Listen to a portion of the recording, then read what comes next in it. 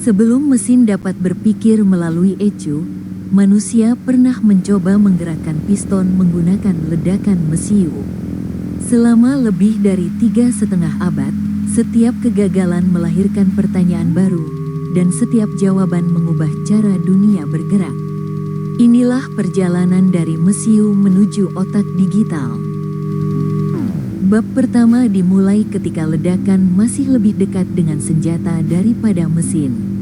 Para perintis mencoba mesiu, bahan bakar cair, hidrogen, dan semburan gas. Mereka belum menemukan bentuk akhir, tetapi berhasil membuktikan bahwa pembakaran di dalam ruang tertutup dapat menghasilkan kerja. Sebelum mesin mengenal poros engkol, katup, bahkan bensin, Huygens dan Papin mengajukan pertanyaan yang berbahaya sekaligus brilian. Dapatkah ledakan di dalam silinder dijinakkan menjadi tenaga? Mesiu mengangkat piston, lalu vakum membantu menariknya kembali.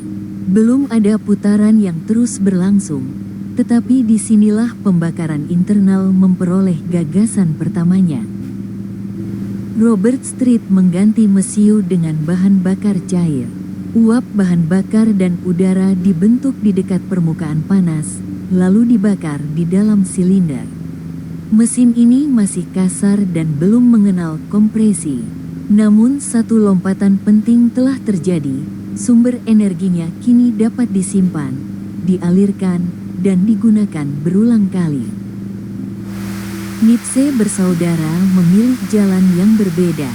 Pyrophore tidak memutar poros melalui piston, melainkan menyemburkan gas panas sebagai gaya reaksi untuk mendorong perahu. Eksperimen ini mengingatkan kita bahwa pada awal sejarahnya, manusia belum tahu bentuk mesin pembakaran mana yang kelak akan bertahan. Francois Isaac de Rivaz menyalakan campuran hidrogen dan oksigen menggunakan percikan listrik. Semuanya masih dilakukan secara manual, tetapi satu ide modern telah muncul lebih awal. Pembakaran tidak harus menunggu api dari luar. Ia dapat dipicu tepat pada saat yang diinginkan oleh sebuah loncatan listrik. Sadi Carnot tidak datang membawa mesin baru. Ia membawa cara baru untuk berpikir. Panas, kerja, dan efisiensi mulai dipahami sebagai bagian dari satu sistem. Sejak saat itu, mesin tidak cukup hanya bergerak. Para insinyur juga harus menjawab, berapa banyak energi yang benar-benar berhasil diubah menjadi kerja. Bab kedua mengubah gerakan terputus menjadi putaran yang dapat digunakan. Poros engkol, roda gila, dan mekanisme atmosferik membawa mesin keluar dari eksperimen tunggal menuju sistem mekanis yang mampu bekerja berulang. Etienne Lenoir membuat pembakaran internal keluar dari laboratorium. Piston, batang penghubung, poros engkol, dan roda gila akhirnya bekerja sebagai satu rangkaian yang terus berputar. Mesin ini dapat dijual dan digunakan, tetapi tanpa kompresi ia menghabiskan banyak bahan bakar untuk menghasilkan sedikit tenaga. Beau de Rojas menyadari bahwa jawabannya bukan ledakan yang lebih besar, melainkan urutan yang lebih cerdas. Hisap, kompresi, usaha, lalu buang. 4 langkah dalam 2 putaran poros engkol. Kompresi sebelum pembakaran menjadi kunci yang akan mengubah efisiensi mesin untuk selamanya. Otto dan Langen membuktikan bahwa mesin atmosferik dapat lebih hemat daripada pesaingnya. Piston bebas melompat ke atas, lalu mekanisme rack and pinion mengambil tenaga ketika piston turun. Belum 4 langkah, tetapi keberhasilan komersialnya memberi Otto sumber daya dan keberanian untuk mengejar rancangan yang lebih besar. Bab ketiga mengungkap rahasia yang bertahan hingga sekarang. Mesin menjadi efisien bukan karena ledakannya lebih ganas, melainkan karena setiap proses memperoleh waktunya sendiri. Hisap, kompresi, usaha, dan buang. Tahun 1876 adalah titik balik. Nicolaus Otto mewujudkan 4 langkah sebagai mesin yang benar-benar bekerja. Rahasianya bukan satu ledakan, melainkan koreografi yang berulang dengan presisi, mengisi, memadatkan, membakar, dan membersihkan silinder. Inilah DNA utama mesin bensin modern. Daimler dan Maybach kemudian mengecilkan mesin Otto sekaligus menaikkan putarannya. Mesin tidak lagi harus tinggal diam di lantai pabrik. Ukurannya cukup ringkas untuk dibawa oleh kendaraan dan perahu. Pembakaran internal mulai berubah dari sumber tenaga industri menjadi mesin mobilitas. Magneto tegangan rendah memutus ketergantungan mesin pada nyala api yang harus terus dipelihara. Energi listrik dibuat oleh mesin itu sendiri, lalu dikirim pada waktu yang tepat. Pengapian menjadi lebih mandiri, meskipun kontak mekanis di ruang bakar masih cepat aus. Bab keempat membawa mesin ke jalan raya. Kendaraan, perjalanan jauh, diesel, magneto, busi, dan starter listrik mengubah pembakaran internal menjadi teknologi yang dapat digunakan masyarakat dalam kehidupan sehari-hari. Karl Benz tidak sekadar menaruh mesin pada kereta. Ia merancang kendaraan, mesin, pendinginan, bahan bakar, dan pengapian sebagai satu sistem. Paten motor wagen menunjukkan bahwa mesin 4 langkah dapat menjadi jantung kendaraan yang bergerak dengan tenaganya sendiri. Bertha Benz mengubah prototipe menjadi bukti. Dalam perjalanan jarak jauh, ia menghadapi saluran bahan bakar tersumbat, pendinginan, rem, dan kebutuhan mengisi bahan bakar di apotek.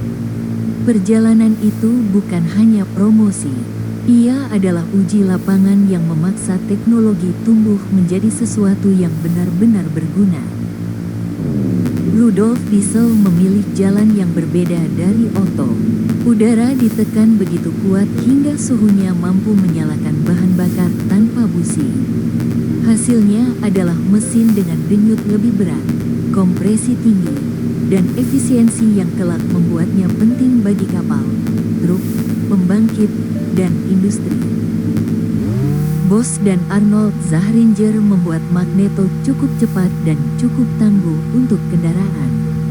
Kini pengapian dapat mengikuti mesin yang berputar lebih tinggi tanpa bergantung pada baterai besar.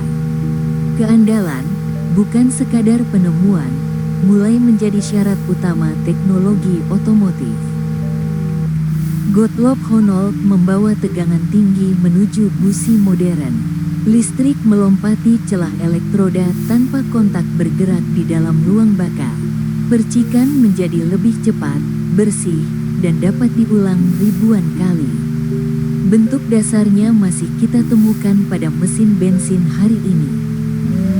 Starter listrik mengubah pengalaman manusia berinteraksi dengan mesin. Tidak ada lagi engkol tangan yang berat dan berisiko menendang balik. Baterai, starter, generator, dan koil membentuk ekosistem kelistrikan baru. Mobil menjadi lebih mudah dinyalakan, lebih aman, dan lebih dekat dengan pengguna biasa. Bab terakhir dimulai ketika presisi mekanis tidak lagi cukup. Injeksi, sensor, dan komputer membuat mesin mampu menilai kondisinya sendiri, lalu mengambil keputusan dalam waktu yang jauh lebih singkat daripada kedipan mata. Direct injection membawa bahan bakar langsung ke dalam silinder. Pompa dan injektor mengukur jumlahnya dengan ketelitian yang tidak mungkin dicapai karburator biasa. Mesin mendapat respons lebih tajam, pengisian lebih terkendali, dan fondasi menuju pengelolaan bahan bakar yang jauh lebih presisi. DG-Tronic menambahkan sesuatu yang sebelumnya tidak dimiliki mesin, kemampuan membaca kondisi dirinya sendiri. Sensor tekanan dan kondisi operasi mengirimkan informasi ke pengendali elektronik. Bahan bakar tidak lagi hanya ditentukan oleh pegas dan tuas, tetapi oleh data. Motronic menyatukan injeksi dan pengapian di bawah satu komputer. Sensor mendengar ketukan, membaca oksigen, melacak posisi poros, lalu menyesuaikan keputusan dalam hitungan milidetik. Setelah 3,5 abad, mesin tidak hanya membakar bahan bakar. Ia mengamati, menghitung, dan beradaptasi. Setiap kali mesin modern menyalakan busi, mengatur injektor, atau mengoreksi ketukan dalam hitungan milidetik, ia membawa jejak ratusan tahun percobaan, kegagalan, keberanian, dan rasa ingin tahu manusia. Setelah itu, pertanyaan berikutnya telah menunggu: hidrogen, bahan bakar sintetis, elektrifikasi, atau bentuk mesin yang belum pernah kita bayangkan.